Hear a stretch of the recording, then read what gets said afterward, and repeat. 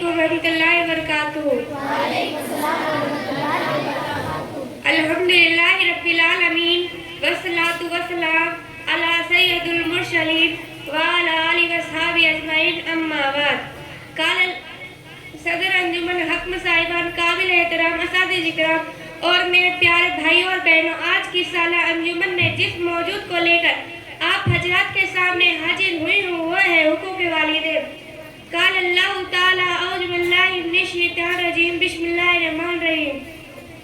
وَقَضَىٰ رَبُّكَ أَلَّا تَعْبُدُوا إِلَّا إِيَّاهُ وَبِالْوَالِدَيْنِ إِحْسَانًا۔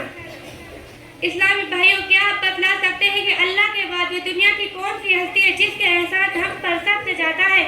جی ہاں، وہ ہمارے والدین ہیں، جن کے ہمارے اوپر اس قدر احسانات ہے کہ ہم کبھی بھی ان کے احسانات کا بدلہ نہیں چکا سکتے۔ اس لیے قرآن مجید میں بہت سارے مقامات پر اللہ تعالیٰ نے اپنی عبادت کے ساتھ والدین کے ساتھ حسن سلوک کی تاکید کی ہے۔ 15 پارہ میں سورہ بنی میں اسرائیل میں اللہ تعالیٰ فرماتا ہے وَقَضَىٰ رَبُّكَ أَلَّا تَعْبُدُوا إِلَّا إِيَّاهُ وَبِالْوَالِدَيْنِ إِحْسَانًا۔ تمہارے رب نے یہ فیصلہ کر دیا ہے صرف اس کی عبادت کرو اور والدین کے ساتھ حسن سلوک کرو۔ قرآن مجید میں بہت سارے مقامات پر اللہ تعالیٰ فرماتا ہے اِمَّا يَبْلُغَنَّ عِندَكَ الْكِبَرَ أَحَدُهُمَا أَوْ كِلَاهُمَا فَلَا تَقُل لَّهُمَا أُفٍّ وَلَا تَنْهَرْهُمَا وَقُل لَّهُمَا قَوْلًا كَرِيمًا۔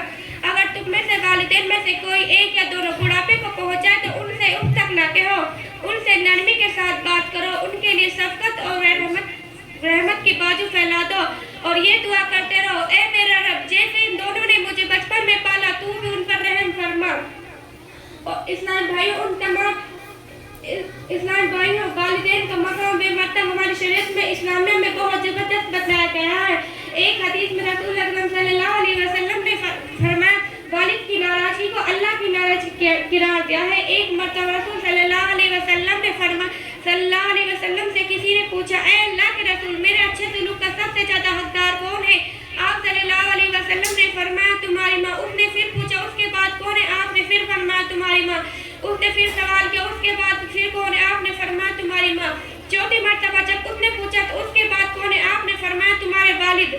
ایک حدیث میں رسول اکرم صلی اللہ علیہ وسلم نے فرمایا جنت ماں کے قدموں کے پاس ہے۔ ان تمام احادیث سے یہ پتہ چلتا ہے کہ والد کی خدمت کرنا، ان کی اطاعت و فرمان برداری کرنا، خاص طور سے جب وہ بڑھاپے کو پہنچے تو ان کی اور زیادہ خدمت کرنا ایک مسلمان کی اولاد کی ذمہ داری ہے، اور یہ سارے اعمال انشاءاللہ انسان کو جنت کا مستحق بنائیں گے۔ مگر یاد ہے کہ اگر والدین میں سے کوئی ایسا حکم دے جو اللہ اور اس کے رسول کے خلاف ہو تو اسی وقت اس کی بات نہیں مانی جائے گی۔ اللہ تعالیٰ فرماتا ہے قرآن مجید میں وَإِن جَاهَدَاكَ عَلَىٰ أَن تُشْرِكَ بِي مَا لَيْسَ لَكَ بِهِ عِلْمٌ فَلَا تُطِعْهُمَا وَصَاحِبْهُمَا فِي الدُّنْيَا مَعْرُوفًا۔ اگر والدین شرک میں مبتلا کرنے کی کوشش کرے تو ان کی اطاعت مت کرو، بلکہ دنیا میں ان کے ساتھ بھلائی کا سلوک برقرار رکھو۔